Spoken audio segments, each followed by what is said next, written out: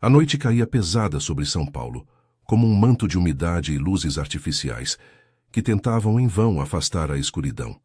O ar estava abafado, daqueles dias de verão em que o calor se agarra à pele como uma segunda camada, misturando-se ao cheiro de asfalto molhado, após uma garoa fina, que havia parado horas antes.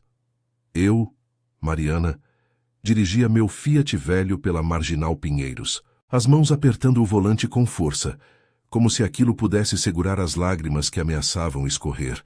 Meu marido, Carlos, estava no Hospital das Clínicas, lutando contra um câncer que o consumia há meses. Os médicos diziam que eram horas, talvez dias, e eu, que sempre fui a forte da família, sentia as pernas fraquejarem só de pensar em entrar naquele quarto novamente. Eu tinha 42 anos, casada com Carlos há 20. Nos conhecemos na juventude, em uma festa de São João no interior de Minas, onde ele trabalhava como mecânico e eu era professora recém-formada. Ele era alto, de ombros largos, com um sorriso que iluminava as noites mais escuras. Mas o tempo e a vida em São Paulo nos mudaram. Ele se tornou gerente de uma oficina no Brooklyn. Eu continuei dando aulas em uma escola pública no Ipiranga, equilibrando o salário magro com as contas que nunca paravam de chegar. Nossos 2 filhos, João, de 18, e Sofia, de 15, estavam com a minha irmã em Guarulhos naquela noite, porque eu não queria que vissem o pai assim, reduzido a um esqueleto pálido conectado a tubos e monitores. O trânsito na Marginal era um caos, como sempre. Carros buzinavam impacientes, motos zigue-zagueavam entre as faixas, e eu me pegava pensando em como a cidade nunca dormia, mas naquela hora eu só queria que o mundo parasse. Meu celular tocou no banco ao lado. Era a enfermeira do plantão noturno. Senhora Mariana, o senhor Carlos está agitado, melhor vir logo. Meu coração acelerou e eu pisei no acelerador, ignorando o sinal que piscava amarelo. Cheguei ao hospital por volta das 10 da noite, o estacionamento lotado de veículos de famílias como a minha, todas carregando o peso invisível da dor. O Hospital das Clínicas era um labirinto de corredores brancos e frios, iluminados por lâmpadas fluorescentes que zumbiam como insetos irritantes. O cheiro de desinfetante misturava-se ao de comida requentada da cantina, e eu me apressei pelo saguão, passando por pacientes em cadeiras de rodas e visitantes com olhares vazios. No elevador para o 8º andar, uma senhora idosa ao meu lado murmurou algo sobre Deus que nos proteja, e eu forcei um sorriso, mas por dentro tudo era um vazio. Como chegamos a isso? Carlos fora diagnosticado há 1 ano, após meses de tosses secas e fadiga que ele atribuía ao estresse do trabalho. Agora o tumor no pulmão o deixava ofegante, os olhos fundos como poços sem fundo. Entrei no quarto 812 devagar, o coração batendo forte contra as costelas. Carlos estava deitado, a pele amarelada sob a luz fraca do abajur, o peito subindo e descendo em ritmo irregular. Uma máscara de oxigênio cobria seu nariz, e os monitores apitavam em um coro monótono. Ele virou a cabeça devagar ao me ouvir, e seus olhos, ainda castanhos e intensos apesar de tudo, se fixaram nos meus. Mari, você veio, sussurrou ele, a voz rouca, quase inaudível por baixo da máscara. Tirei a bolsa do ombro e me aproximei da cama, pegando sua mão magra. Estava fria, mas eu a apertei com carinho, como nos velhos tempos, quando dançávamos forró nas festas de família. Sempre vou vir, amor. Como você está se sentindo? Perguntei, sentando-me na cadeira ao lado, tentando manter a voz firme. Ele piscou devagar, como se cada movimento doesse. Cansado. Mas preciso te contar algo, antes que seja tarde. Meu estômago se revirou.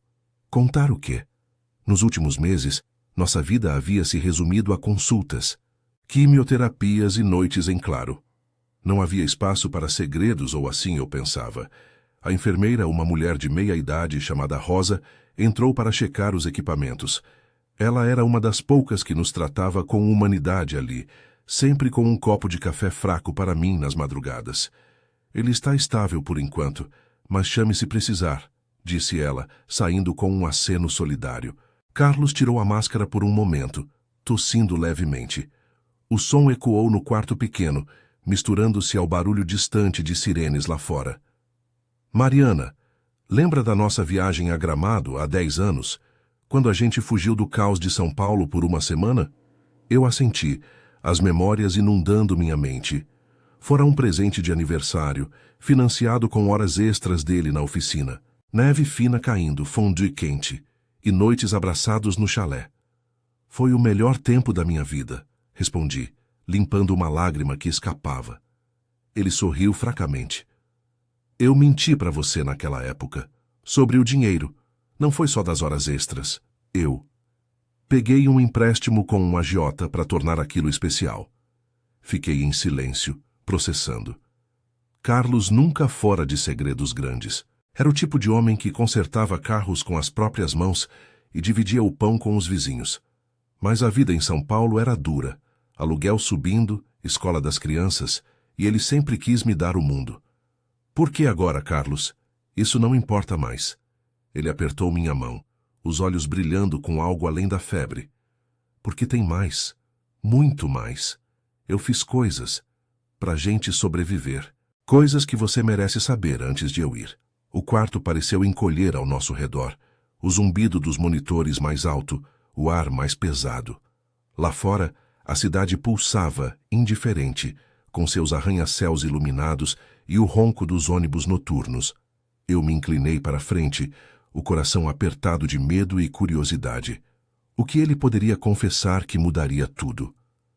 Carlos respirou fundo, como se reunisse forças para o que viria, e começou a falar, a voz baixa e entrecortada, revelando camadas de uma vida que eu achava conhecer por completo.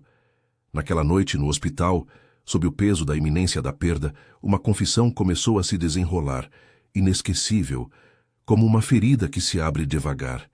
O quarto parecia ainda mais claustrofóbico agora, com o ar-condicionado do hospital, soprando um frio artificial que contrastava com o calor úmido que entrava pela janela entreaberta.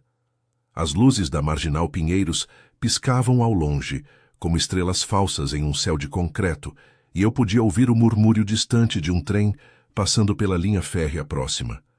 Carlos me olhava fixamente, os olhos semicerrados pela dor, mas com uma determinação que eu não via há meses.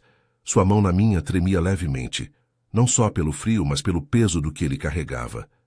Eu comecei pequeno, Mari, continuou ele, a voz rouca se arrastando como um motor velho prestes a falhar. Depois que a gente veio para São Paulo, lembra? Eu larguei o emprego na oficina de Minas porque você ganhou a vaga de professora aqui. Mas o custo de vida. Deus era como nadar contra a correnteza. Aluguel no Brooklyn subindo todo ano, as crianças precisando de material escolar, e eu querendo dar para você uma vida melhor que a dos meus pais, que mal saíam do roçado. Ele pausou, tossindo de novo, e eu ajustei a máscara de oxigênio de volta ao seu rosto, o plástico chiando contra a pele ressecada. Meu coração batia descompassado, uma mistura de raiva e pena se formando no peito. Por que ele não me contou antes? Nós éramos uma equipe, ou pelo menos eu pensava assim. Quando ele retomou, as palavras saíam mais devagar, como se doesse arrancá-las. Eu peguei o primeiro empréstimo com o seu Zé, o agiota do bairro. Era só para cobrir o atraso no aluguel, nada demais. Mas os juros, eles crescem como erva daninha. Para pagar, eu comecei a ajudar uns caras na oficina. Nada de roubo, juro, mas consertos fora do livro. Carros de gente que não queria recibo, peças que vinham de sabe-se lá onde.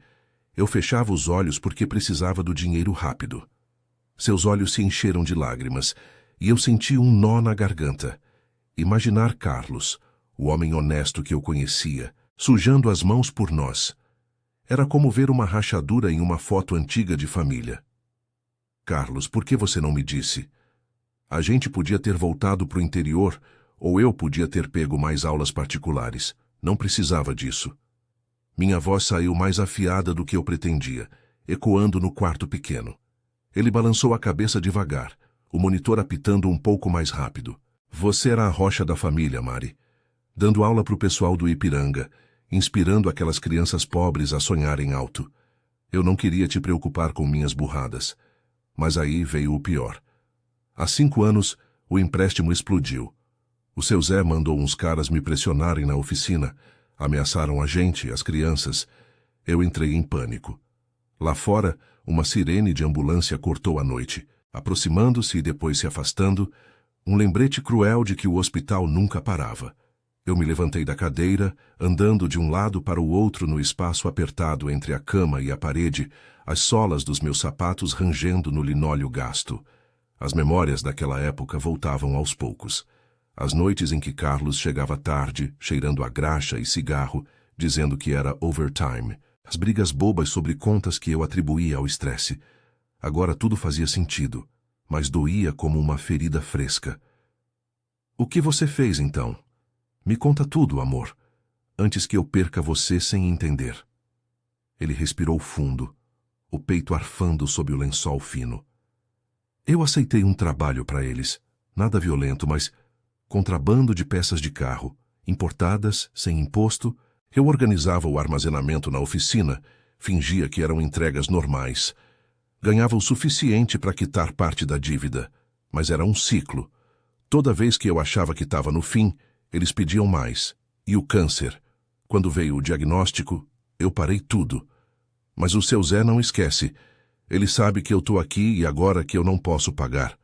Sua voz falhou, e ele virou o rosto para o lado, como se a confissão o envergonhasse demais para me encarar. Meu mundo girava. Contrabando? Em São Paulo, onde a polícia rodoviária pegava esses esquemas toda hora e a gente vivia no limite da legalidade só para sobreviver. Eu pensei nos nossos filhos, João, que sonhava em ser engenheiro, e Sofia com seus desenhos de moda. Se algo acontecesse por causa disso, eles podem vir atrás da gente. Das crianças? Perguntei, a voz trêmula, sentando-me de novo e pegando o celular na bolsa. Precisava ligar para minha irmã, avisar que as crianças ficassem mais um dia em Guarulhos. Antes que eu pudesse discar, a porta se abriu com um rangido. Era Rosa, a enfermeira, carregando uma bandeja com remédios. Seus olhos castanhos, cansados de turnos intermináveis, notaram minha agitação.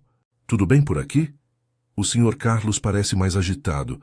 Ela checou o soro, ajustando o drip com mãos experientes, marcadas por anos de trabalho no SUS. Carlos murmurou "Tô bem", mas eu não aguentei. "Rosa, pode ficar um minuto?" Meu marido. Ele está me contando coisas do passado e eu não sei o que fazer. As palavras saíram num jorro, e para minha surpresa, lágrimas quentes escorreram pelo meu rosto. Rosa hesitou, olhando para o corredor vazio.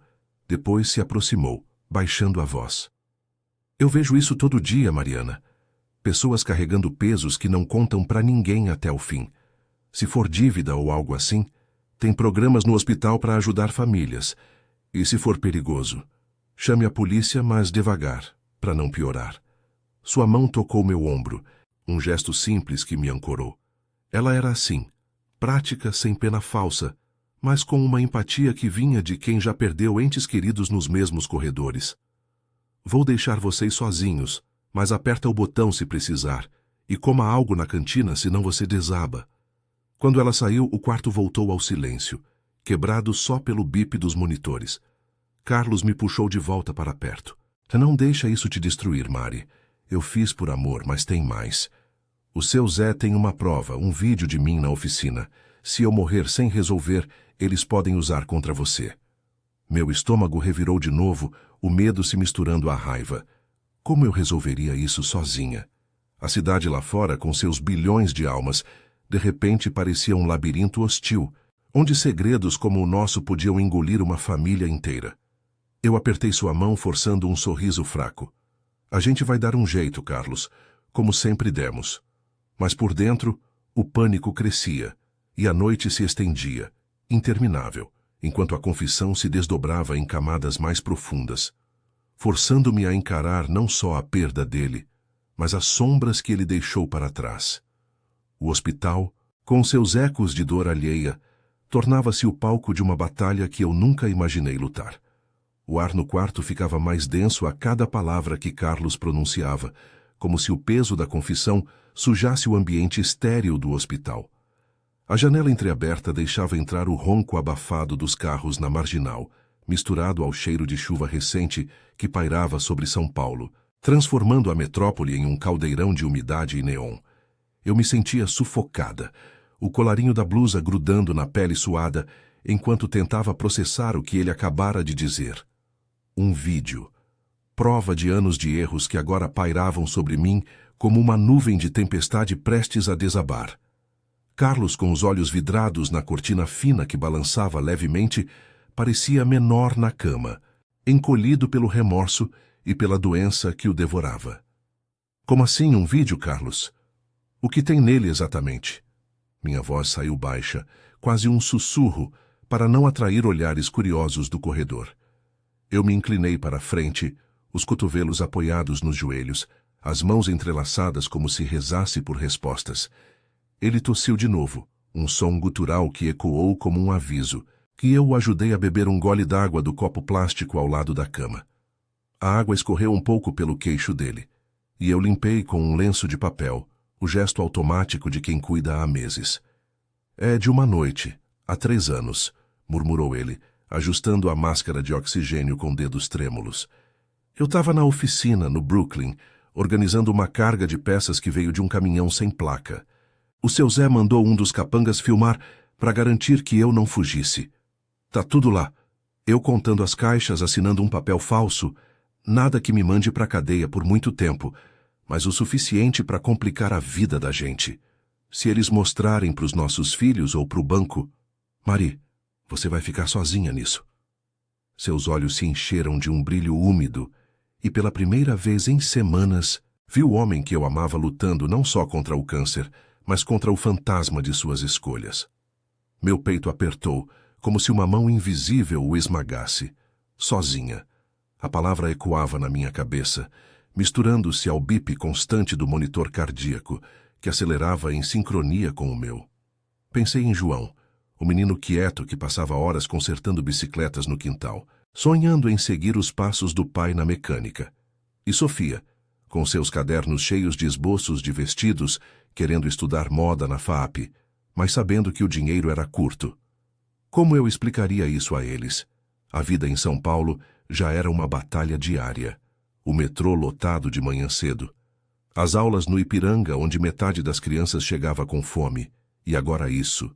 Uma herança de dívidas e segredos que poderia nos arrastar para o fundo. Por que você não parou antes? Quando a gente descobriu o câncer, você podia ter contado para a polícia, ou para mim, e a gente pedia proteção. As palavras saíram carregadas de frustração, e eu me arrependi no instante em que vi a dor cruzar o rosto dele. Carlos balançou a cabeça devagar, o lençol fino subindo e descendo com esforço. Eu tentei, Mari. Uma vez liguei para o Disque Denúncia, mas congelei. Eles sabiam onde a gente morava, onde as crianças estudavam. O seu Zé é do tipo que não perdoa. Ele veio de família pobre como a gente, mas subiu no crime das ruas do Brooklyn. Dizia que era ajuda entre iguais, mas era armadilha. E agora com você sozinha. Eu sinto que te traí mais do que ajudei. Lá fora, o céu escurecia ainda mais. Uma garoa fina começando a tamborilar na vidraça, borrando as luzes da cidade em traços borrados de amarelo e vermelho. O hospital pulsava com vida própria. Passos apressados no corredor, o choro abafado de uma família em outro quarto, o zumbido do elevador levando mais dor para os andares acima. Eu me levantei de novo, caminhando até a janela para respirar, as mãos apoiadas no parapeito frio. O ar úmido entrava, carregando o cheiro de terra molhada misturado ao diesel dos ônibus noturnos. Eu não vou deixar isso nos separar, Carlos. Amanhã, quando o dia clarear, eu vou falar com a Rosa de novo. Ela conhece gente no serviço social do hospital. Talvez a gente consiga um advogado de graça ou um plano para quitar isso aos poucos. Ele estendeu a mão e eu voltei para perto, sentando-me na beira da cama com cuidado para não mexer nos tubos. Sua palma fria contra a minha era um lembrete de quantas noites assim passamos, mas dessa vez o amor se entrelaçava com o medo. Você é forte, Mari.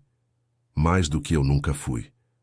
Lembra quando a gente perdeu o primeiro apartamento? No começo em São Paulo? Você arrumou 3 empregos de uma vez, e eu só ficava no canto, consertando o que dava. Dessa vez, use isso. Mas promete que não vai se arriscar sozinha. Liga para o seu irmão em Minas ou para o padre da igreja do Ipiranga. Não carrega tudo. As lágrimas que eu segurava finalmente caíram quentes e silenciosas, pingando no lençol. Ele as viu e tentou sorrir, um gesto fraco que iluminou brevemente seu rosto magro. Ei, não chora. Isso é só uma parte da nossa história. A confissão é para te libertar, não para te prender. Mas eu sabia que não era tão simples. O vídeo era uma bomba relógio e o seu Zé, com sua rede de contatos nas ruas do Brooklyn, não hesitaria em usá-lo. Meu telefone vibrou na bolsa, uma mensagem da minha irmã. As crianças estão bem, dormindo. Como ele tá? Respondi rápido, mentindo que estava estável, mas o pânico crescia. Como eu protegeria nossa família agora? De repente a porta se abriu e Rosa reapareceu, dessa vez com uma expressão preocupada, carregando um tablet para checar os exames. Seus cabelos grisalhos estavam presos em um coque prático, e o uniforme azul exibia manchas de café de um turno que parecia não acabar. Desculpa interromper, mas o médico de plantão quer uma atualização. E você, Mariana, parece que viu um fantasma. Quer que eu chame um psicólogo? Ela se aproximou, notando nossas mãos unidas, e baixou a voz. Se for algo sério, tipo família em risco, eu tenho o contato de uma assistente social que ajuda com dívidas. Já vi casos assim, maridos deixando bagunça para trás. Eu hesitei, olhando para Carlos, que assentiu levemente. Dívida velha, Rosa. Meu marido está me contando agora, e é complicado. Ela assentiu compreensiva, sentando-se na cadeira por um momento. Olha, no SUS a gente lida com isso o tempo todo. Amanhã de manhã tem uma reunião no ambulatório para famílias em luto. Leva os papéis dele. E eu te apresento para Dona Lúcia. Ela é fera em negociar com credores, sem envolver polícia se não quiser. Mas não demora, hein? Essas coisas crescem como bola de neve em São Paulo. Seu tom era prático, como o de uma amiga de longa data, e aquilo me deu um fiapo de esperança. Pela primeira vez naquela noite, senti que não estava completamente sozinha. Quando Rosa saiu, prometendo voltar em 1 hora, o quarto pareceu um pouco menos opressivo. Carlos apertou minha mão com o pouco de força que lhe restava. Viu? Tem gente boa por aí. Use isso, Mari, e me perdoa por tudo. Eu assenti, limpando o rosto, mas por dentro a determinação se acendia. A garoa lá fora se intensificava, lavando as ruas da cidade, e eu jurei que faria o mesmo com nossos problemas, limpar, passo a passo, antes que a noite nos engolisse de vez. Mas a confissão ainda não acabara. Havia mais camadas, mais sombras a enfrentar, e o amanhecer parecia distante demais.